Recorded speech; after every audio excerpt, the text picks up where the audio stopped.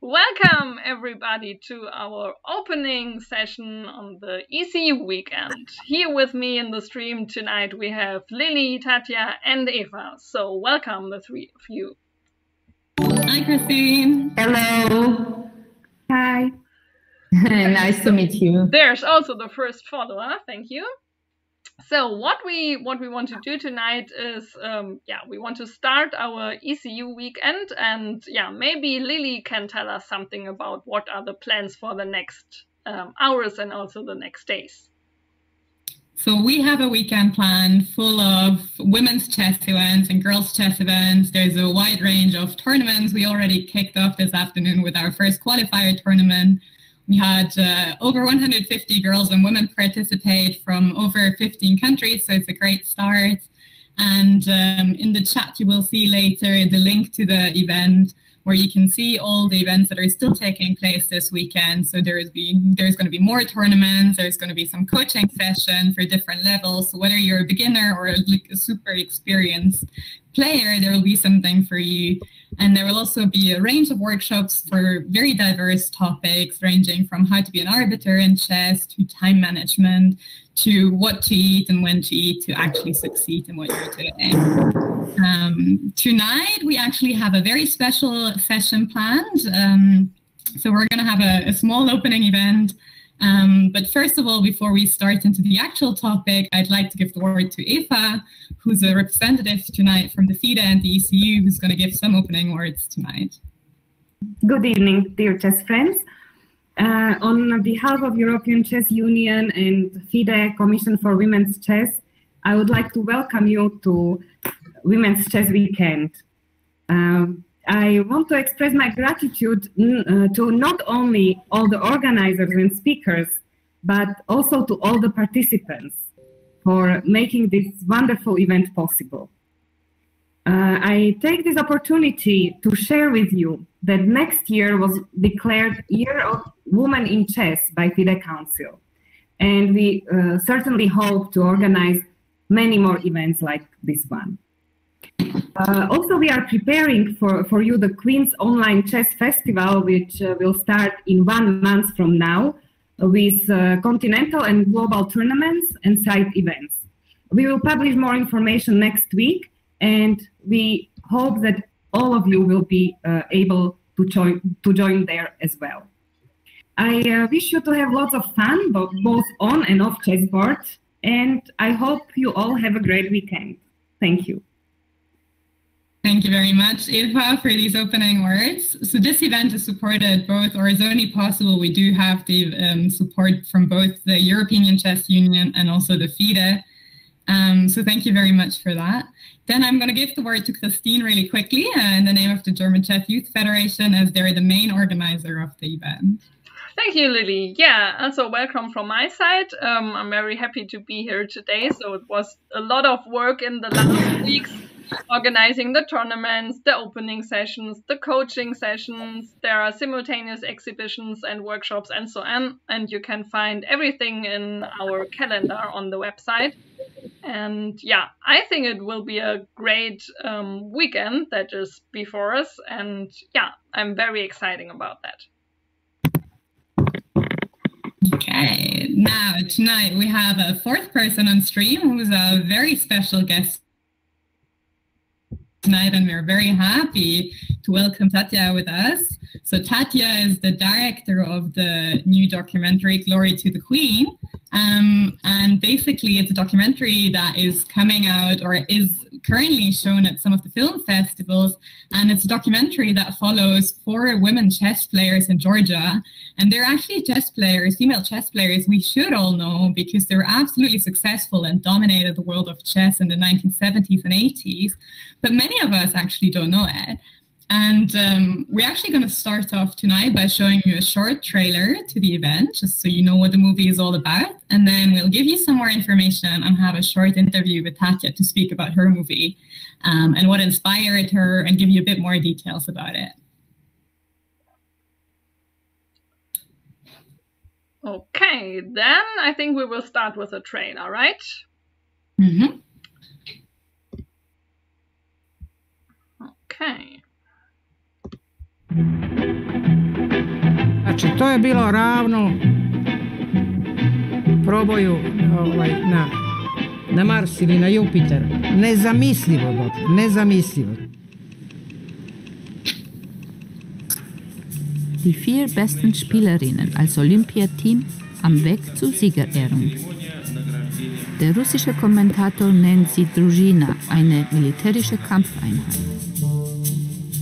Eslo dagitsune. Eslo dagitsune. Ზოგიერთი გავხდიდა, ზაში მოვდივები. საქართველოს ტერიტორიაზე რომ შემოვედით, ყველა სადგურზე ჩერდებოდა 2 წუთით მატარებელი და ბაქანზე ვიდიდი სულ.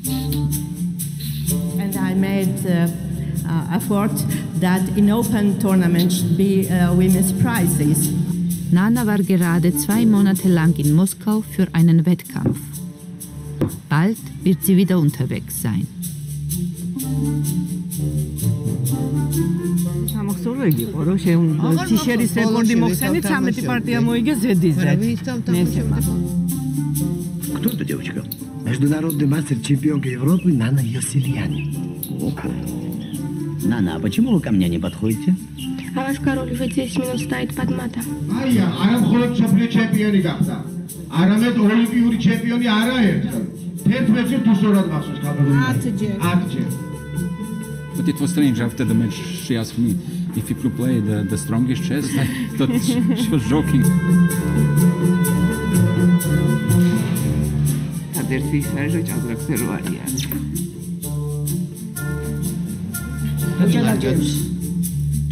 10 godina one su držale šahovsku krunu.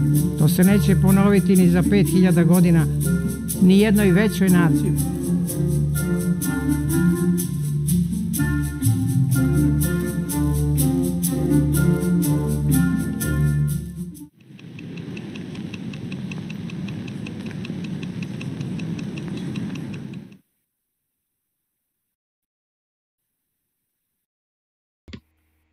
Okay, so that was a trailer. Hello.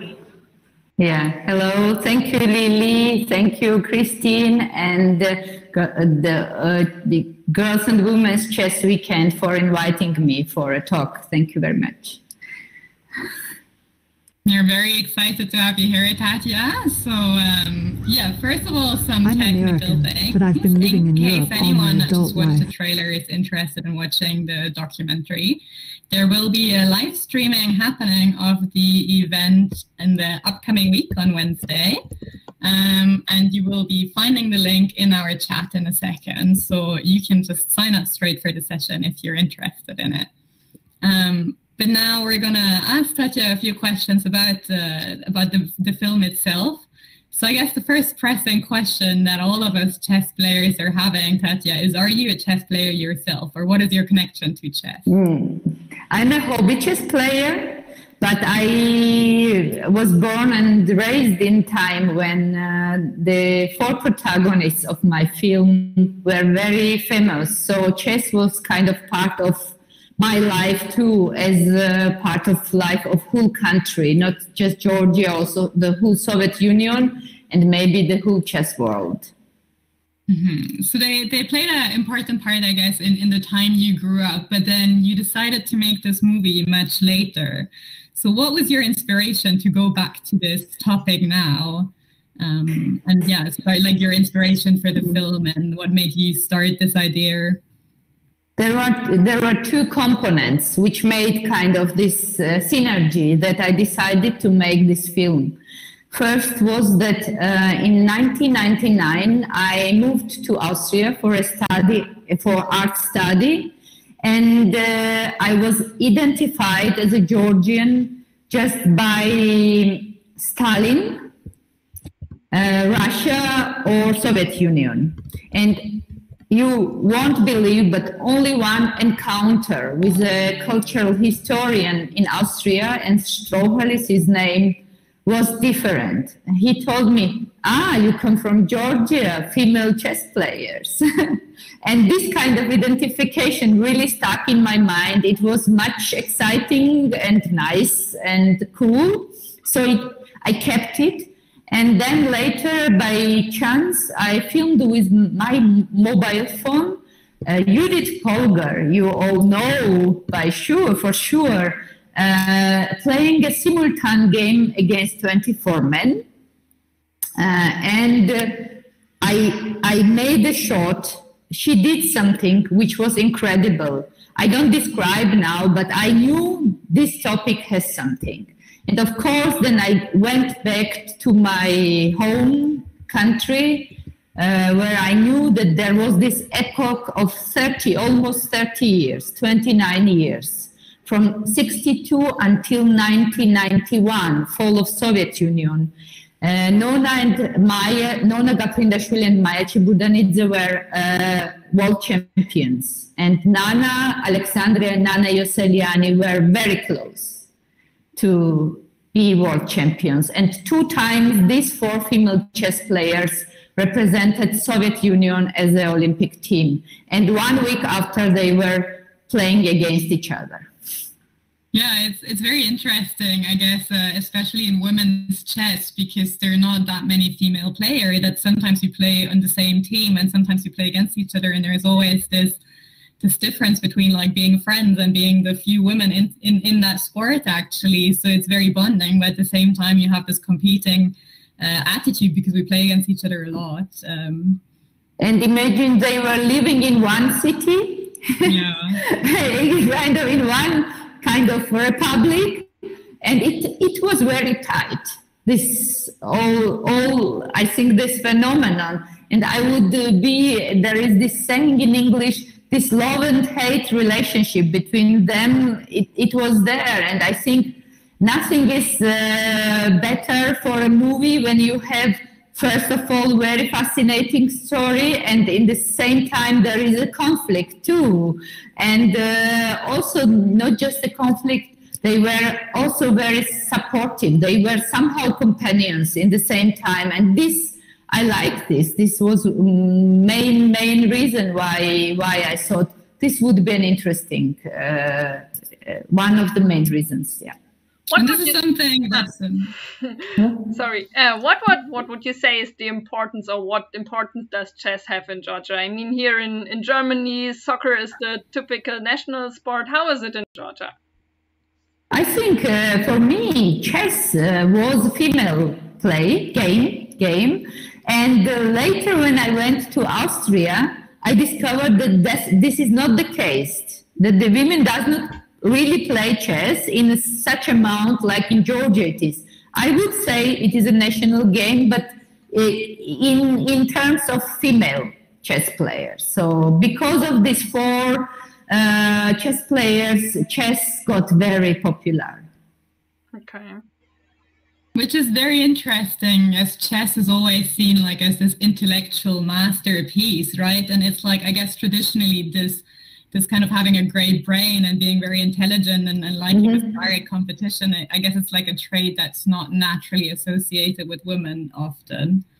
So I have to tell that in one moment I also observed that usually men, maybe but usually often is that men say, yeah, this is female chess.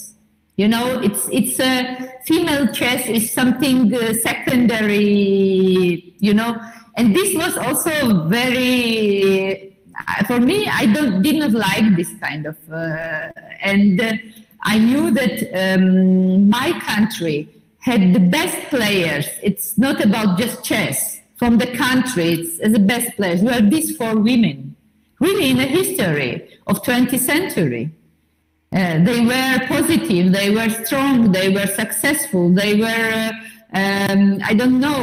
they were free. They freed themselves because they were such a professionals. And I thought this is important.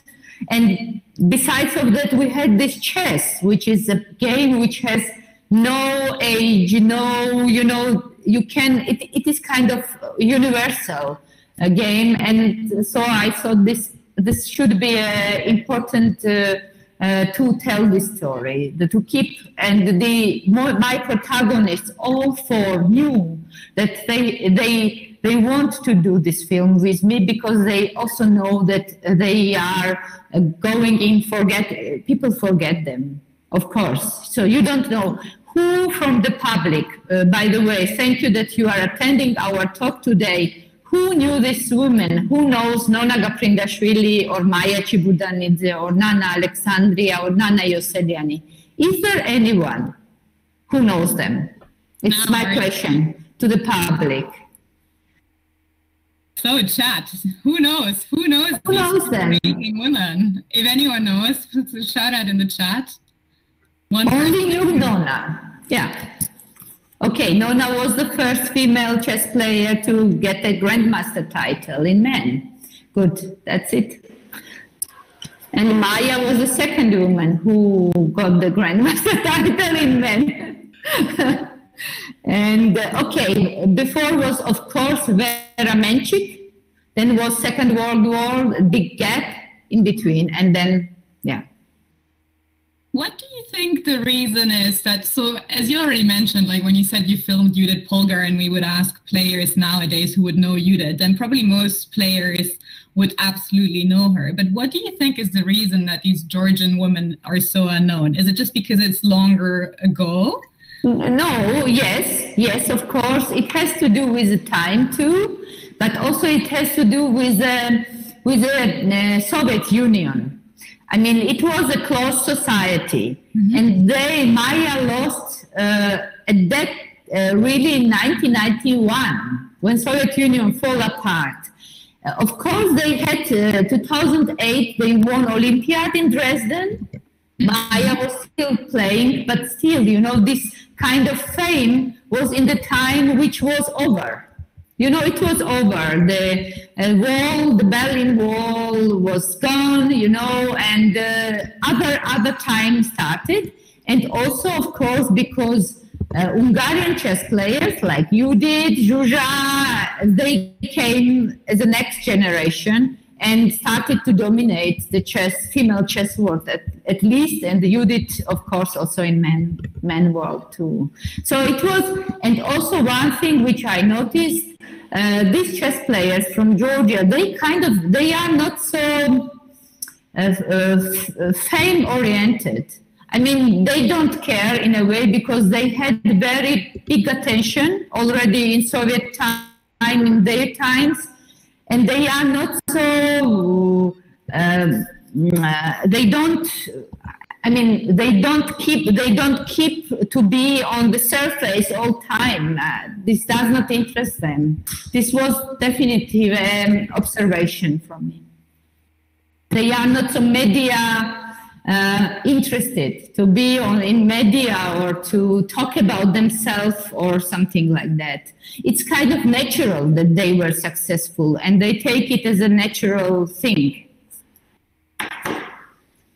Maybe let me take this to my next question, actually, because I think it's very interesting that you say, you know, they didn't want this fame. It was just that they were very talented in what they did. And I think this is very interesting because basically what happens is they're just very successful chess player and they didn't actively decide to fight for emancipation.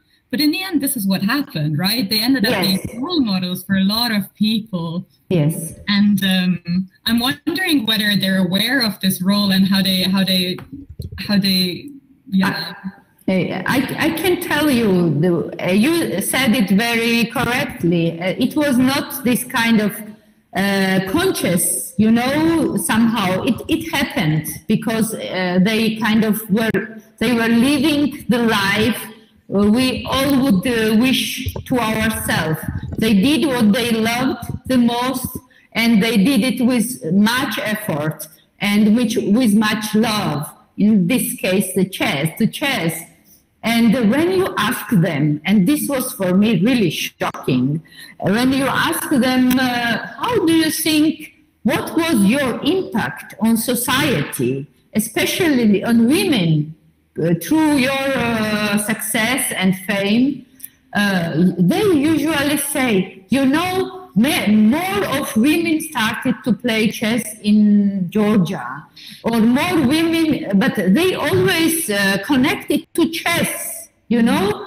but they really did really social impact on whole country, all of the parts of society. But they are kind of not really aware about this. And this was for me really shocking, because mostly people, I don't know, because they, you know, there is no this culture also to talk about the successes women do and what kind of impact this success can have on society. So they are kind of stuck in this, maybe in this world where women does not talk that much about some of the very important things they do. And yeah, I think this is my opinion. Yeah, I think it's a very common theme, because actually for this European Chess Weekend now, we organize a lot of coaching sessions, and we ask some very good chess playing women to work as coaches, and they always underestimate like how excited, for example, the young girls are to go to their training session, or the parents are, and really often these good players are not aware how much of a role model they are to many people. And I guess it's a responsibility many of them didn't actively choose. Like they just want to like play chess and do what they're good at. And this whole like media attention, this whole role model, this whole like, I guess, burden that you somehow also get, this responsibility, it can be quite overwhelming.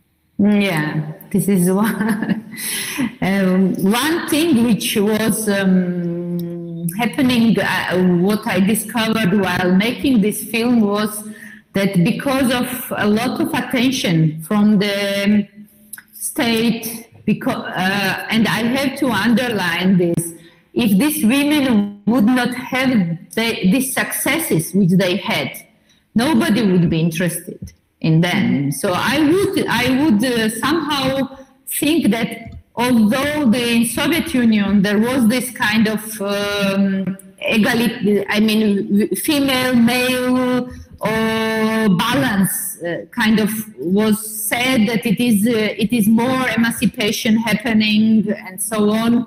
I have to say that if this was interesting for the system, then there was a support. Mm-hmm. But it was not like in a bigger scale happening, this kind of. But in case of Nona and Nana and Maya and Nona, it was the case. And I discovered while filming that these women are filmed so many times that they know better than me how to act in the front of the camera.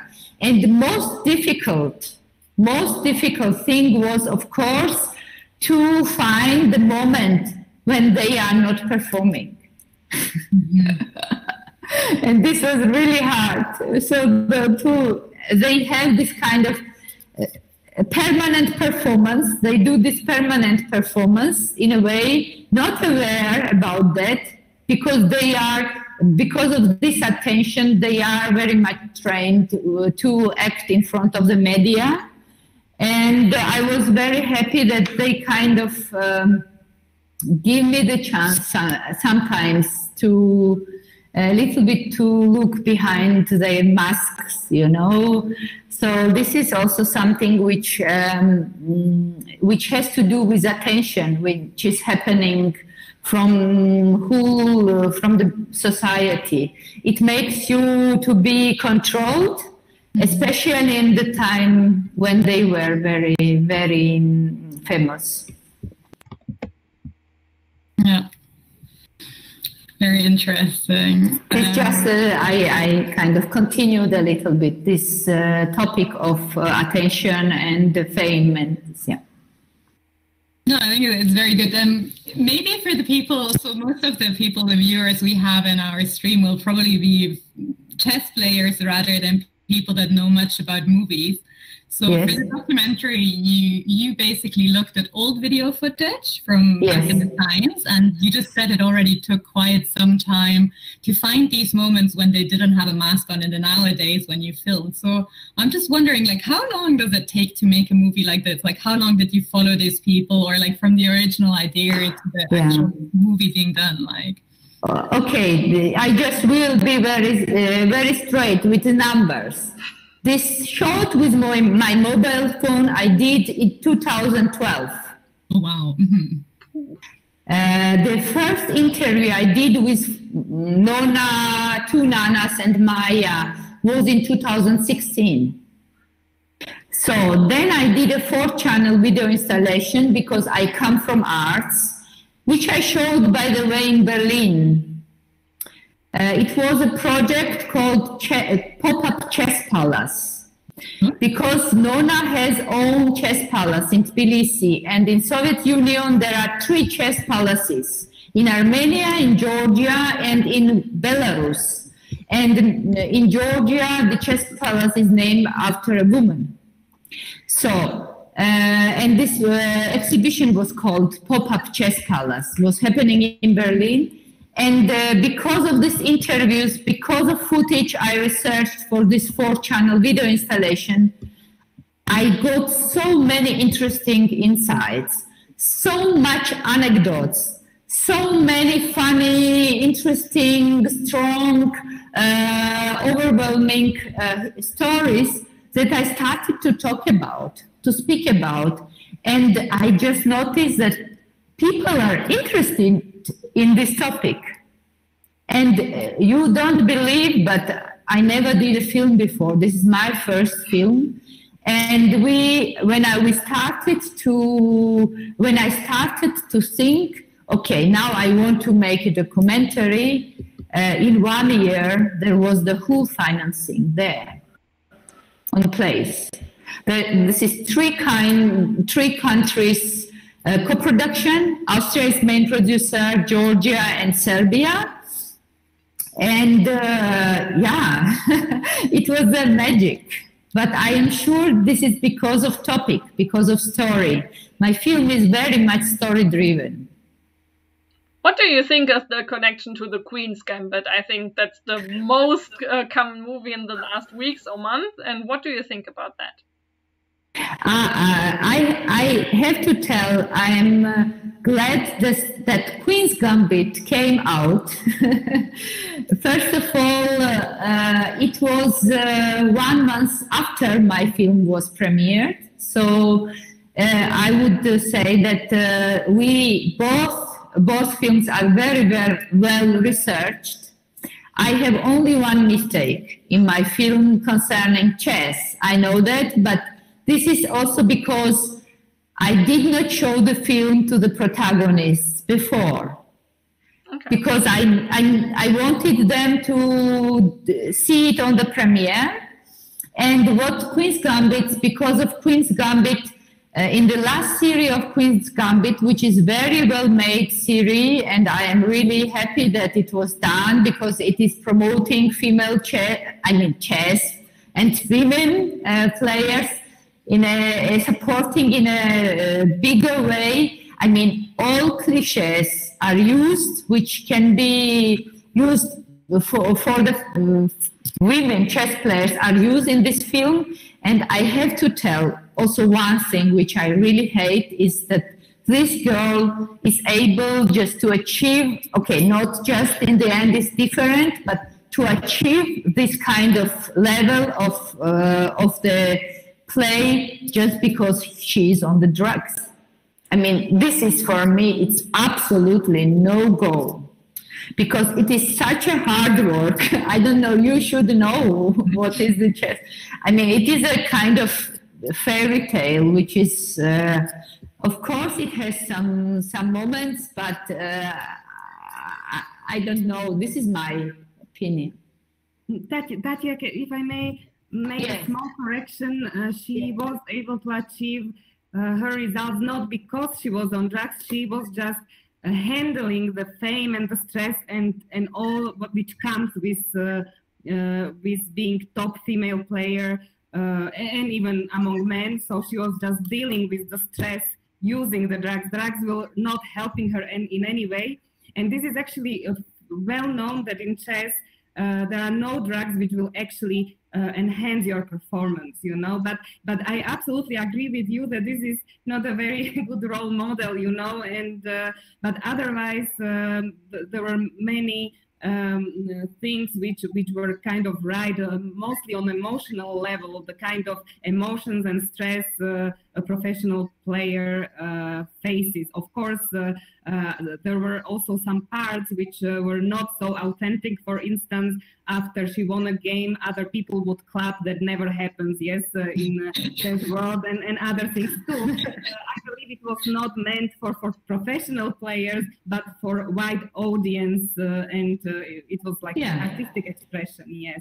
And but I have a question, you know, which I would like to ask you. My understanding is that you were the first to make a movie, yes, about Queen's Gambit. Like it was released 1 month before.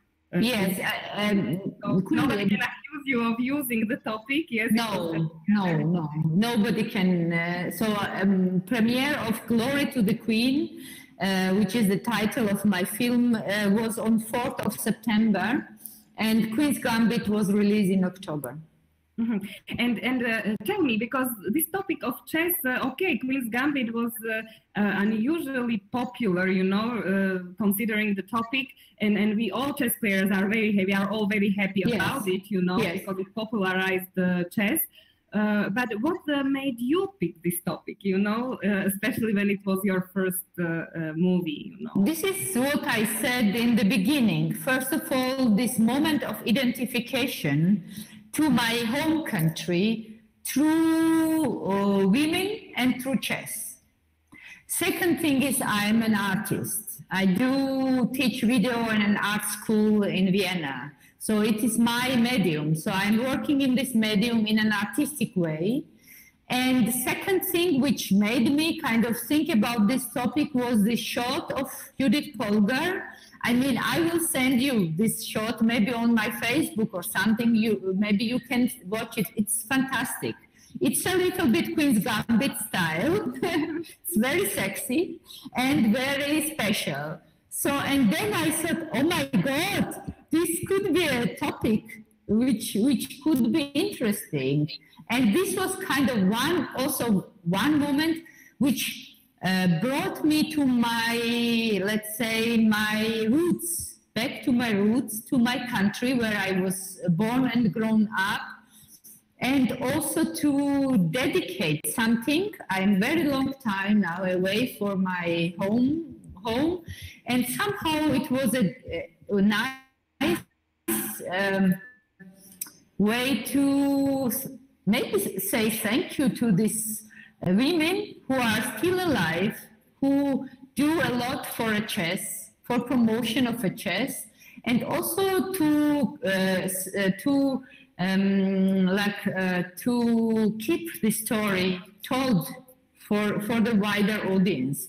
Because this film is not about chess, it is about women, it is about their struggle, it is about actually all women, I would say. And I grew up with two sisters and with my mom because my father passed away early. So I know how much women do, how much they work, how my mother cared about us. And it is, maybe it is something, but for me, it's very touching.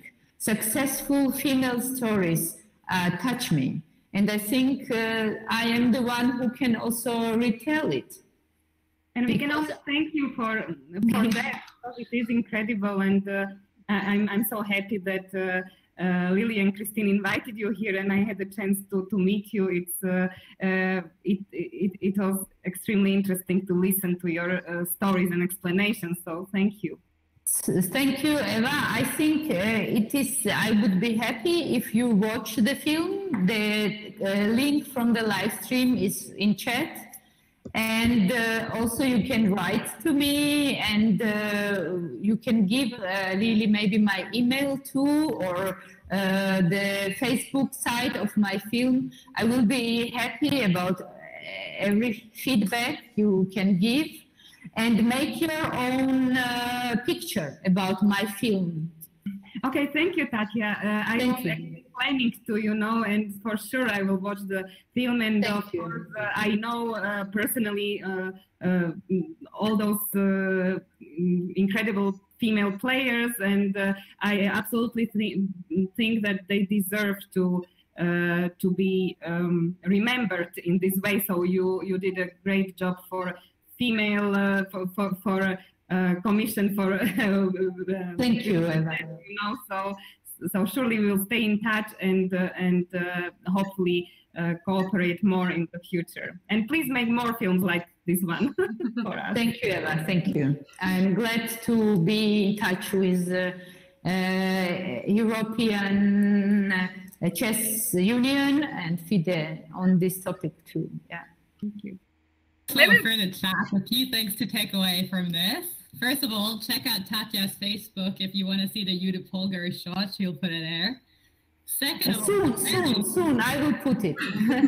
Apparently, there is one chess mistake in the documentary, and there is a live stream on Wednesday. And we're saying now, if you manage to find and message us, you will win a chess-based voucher. We'll give you chess-based vouchers, but it's probably going to be difficult because I'm sure Tatia did her research and really knows what she was talking about. But do message us here if you do find out about that. And then maybe, see, Tatiana Flowers is already challenged. Let's see what we can see. Let's see if anyone ever finds it. Maybe we can have a few more questions about the film before we wrap up. I think we have a few more minutes left, or maybe if there is any questions from the chat, also do feel free to drop your messages.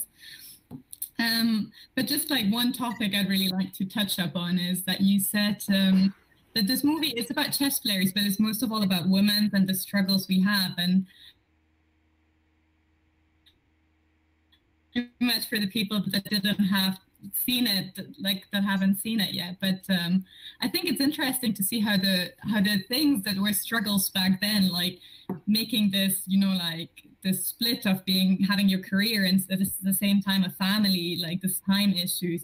It seems like nothing has changed from then to now. It still seems to be something we're struggling nowadays with, and it was very interesting for me to see that this was already something they struggled with back then, and that didn't change much.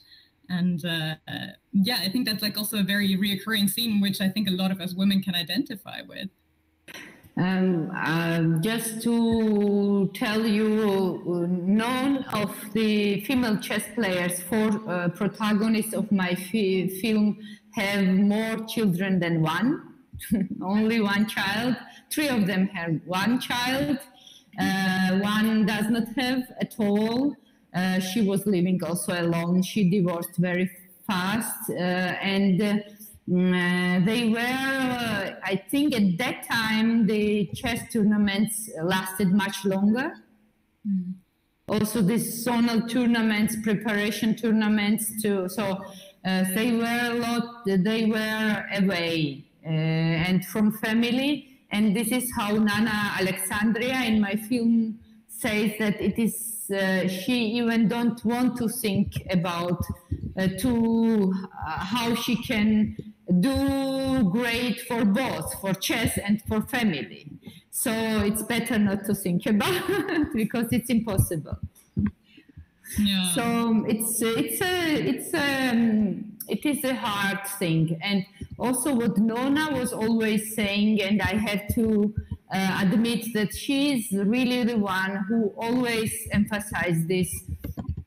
She was always saying she's not weaker than a man, never, but she had much more obligations and few time to sit in front of the books. At that time, there was no computer to study the moves. So that's why she was not, maybe not playing in the first men league, but not because she was like not so intelligent or strong enough, just she had other obligations too.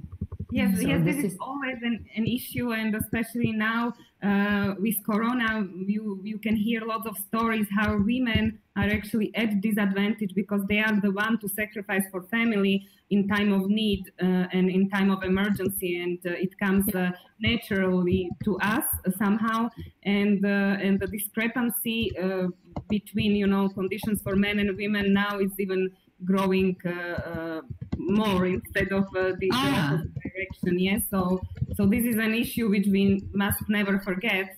And this is interesting, to hear. And this work or this care is not paid. It's not acknowledged enough. It's not respected enough, and this is something we should maybe also talk about. The society should put more value to those things which they take for granted, from us. Yeah. I want to really quickly just put in, because actually it's one of the topics we also have this weekend. So there is going to be a workshop tomorrow by Regina. And Regina is like a top-class chess player, but she's also a mom and manages to have a job at the same time. And tomorrow she's going to tell us a bit on how it's possible to manage your time with all of these things. So I think with anyone struggling with this, I think Regina is a great person to learn from. Hopefully we can learn some good things from her tomorrow about this. We do have some questions from the chat, Kristin. I don't know if you have it there, or if I should.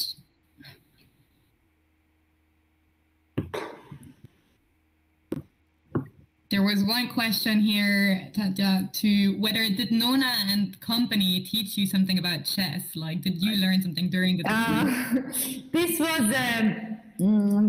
This was something which they do fun until now.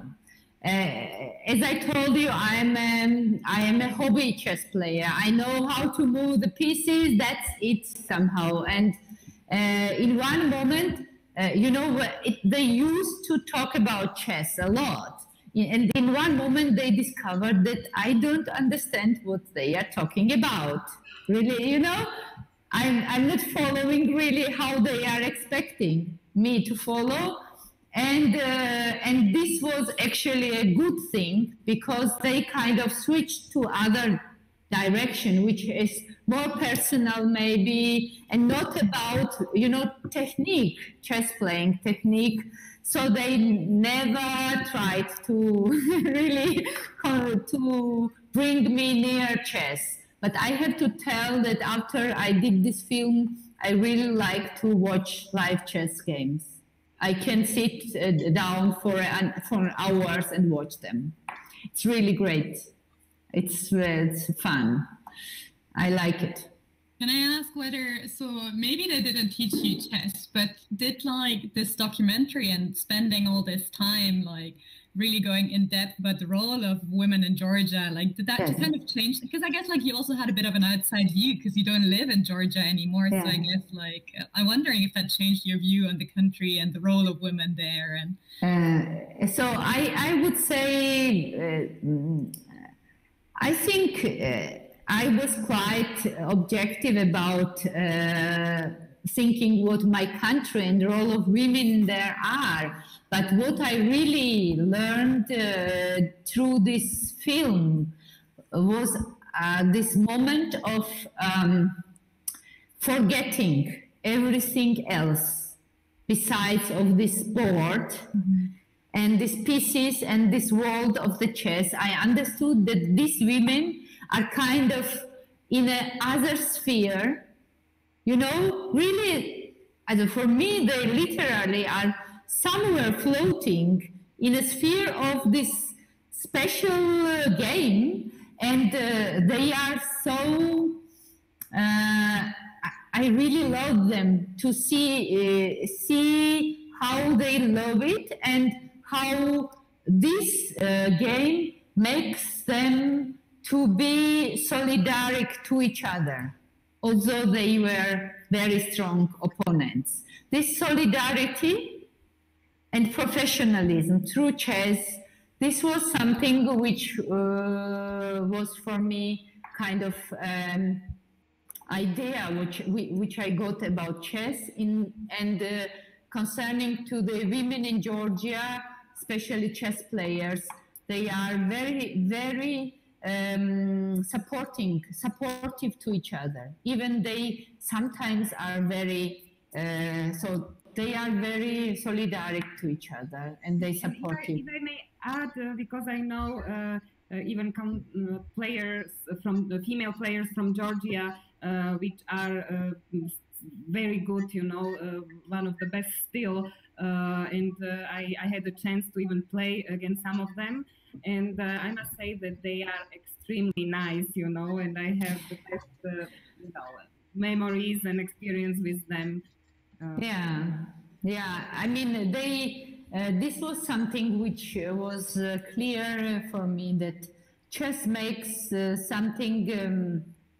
I don't know, makes them to stand above, although they are in conflict, still they have this kind of level of solidarity and support to each other as female chess players.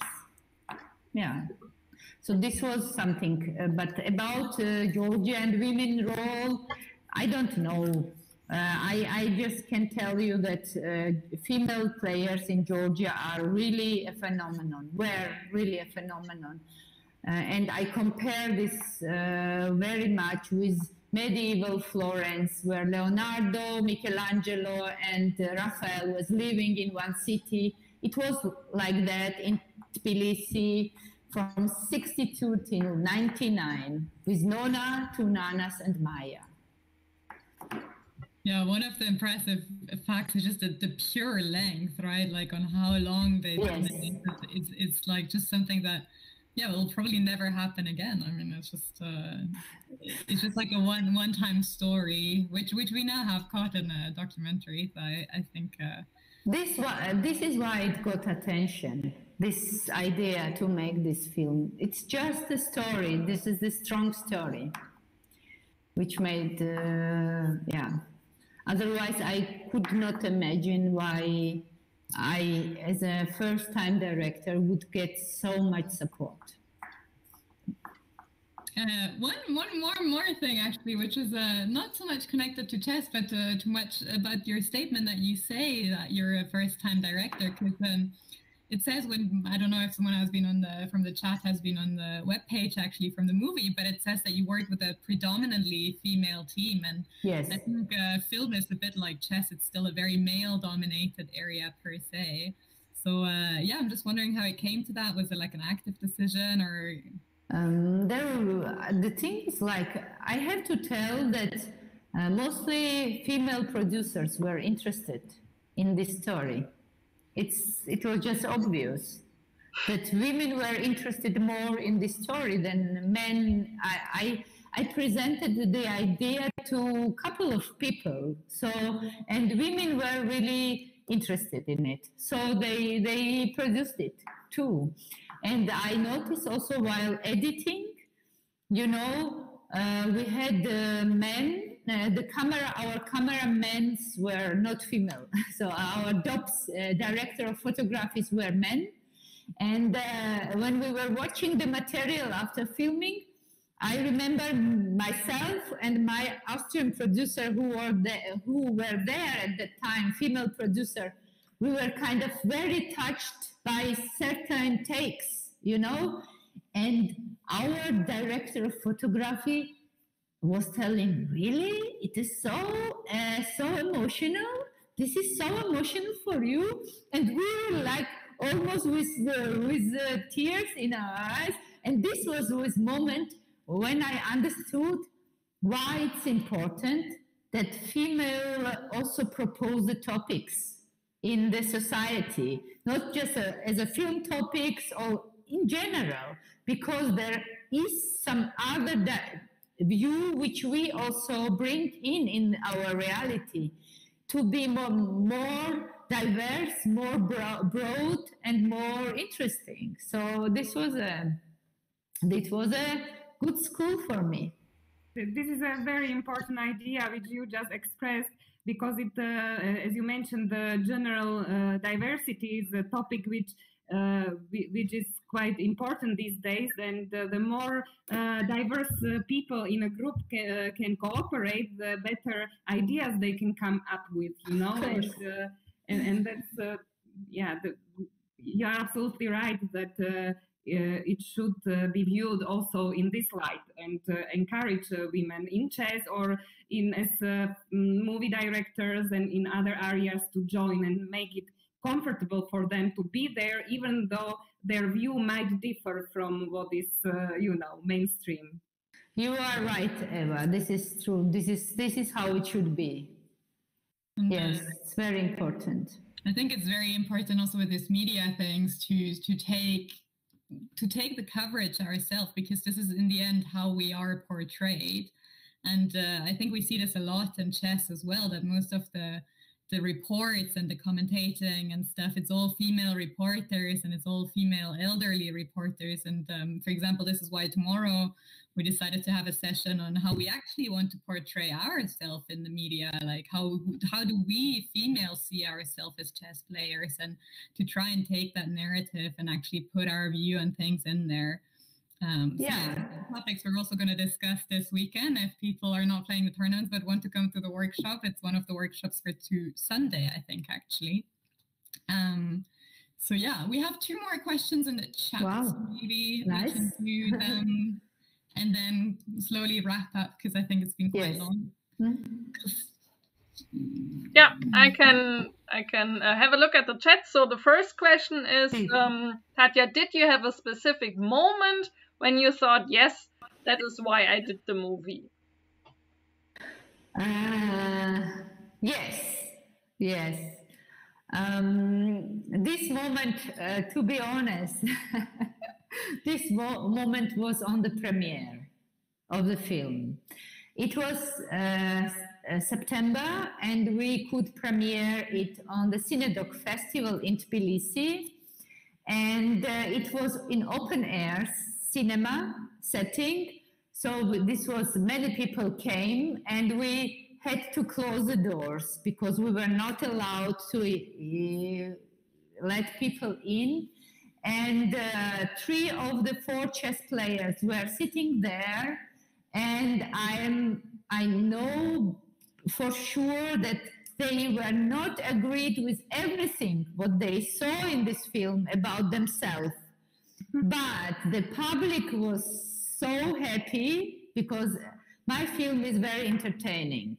You know, there is also one line which did not mention today, which is quite interesting and maybe a little bit funny too.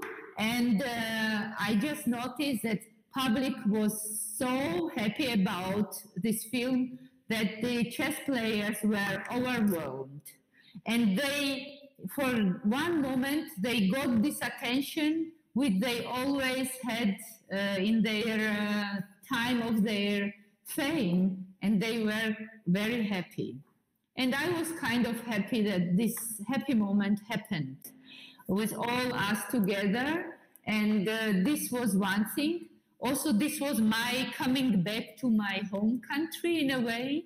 And with this moment of, with this film about women, I was happy that I did this because I think it is very important for the country to put focus on women too. And also what I understood, that this is a film which is which will be watched everywhere, because this entertainment moment which is have, it is not so local, because it is about chess, let's say. It's about chess players, and it's not so local thing in a way. And this was kind of satisfaction for me, that I noticed, okay, it is done, it is finished, and I am happy, and everyone is happy with this. Yeah, so this is a very strong moment. Yeah. Okay, thank you. Then the second question is if there's a possibility to watch the movie after the Facebook event next Wednesday. So will it be in the cinemas, or what is the plan there? So it depends where you are. Where is this person? Where is this person at home? It's in Germany? I think she is located in Germany, yes. So it will be shown in June in Köln. It's Fox Feminae Festival. I will send you, Lilli, maybe a link.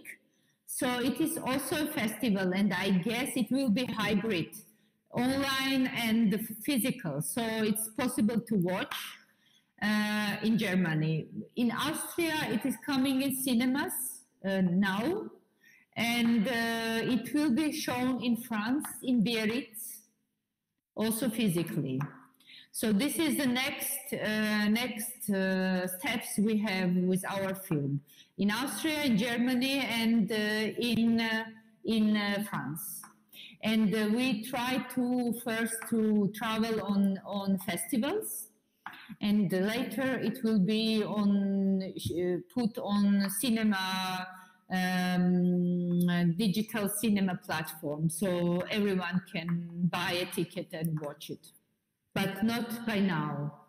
Maybe also something for Eva and the FIDE or ECU Women's Commission, because I saw one of the federations already showed the movie, so they got access for all their members afterwards, and there was a live debate afterwards as well. So maybe something for the Year of the Women, a special event for all of us to watch it together. But yeah.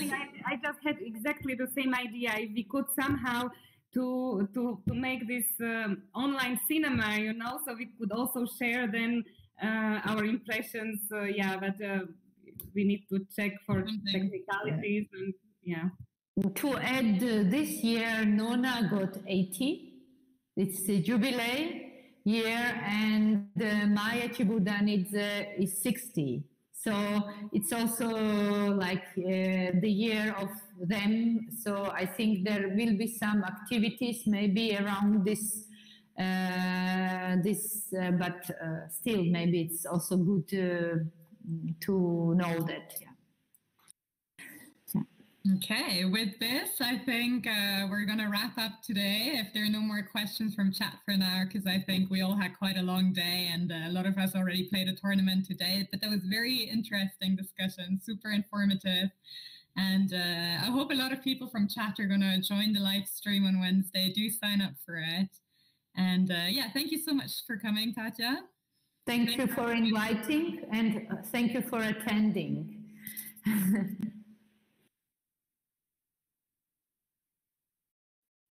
Thank you, Kristin, Eva, and Lilli. Yeah, it was so interesting, Tatia. I'm happy that I was invited to and I could listen to your really nice words and insights. Nice to meet you. Yeah, for me too. Yeah, thanks also from my side, and I think it was really interesting. I watched the film already, and I can just say to everybody, please have a look at it on Wednesday and watch the movie. So it's so interesting to also have a look behind the scenes. And yeah, thank you, Lilli, Eva, Tatia, for being here tonight. And I'm looking really forward for the weekend, for our workshops, tournaments, simultaneous exhibitions, coaching sessions, and so on. And yeah, I think it will be a great weekend. I wish you a successful event and a lot of And thank you, Kristin and Lilli, for incredible work you are doing, because as organizers, I can only imagine how many days ahead you had to work very hard. So really, thank you for doing all this work. Okay, then I think we will meet each other tomorrow. You can check out our calendar. The links are also in the chat. And yeah, we hope that many of you will join the weekend. So have a nice evening and goodbye. Goodbye. Hey, ciao. Thank you.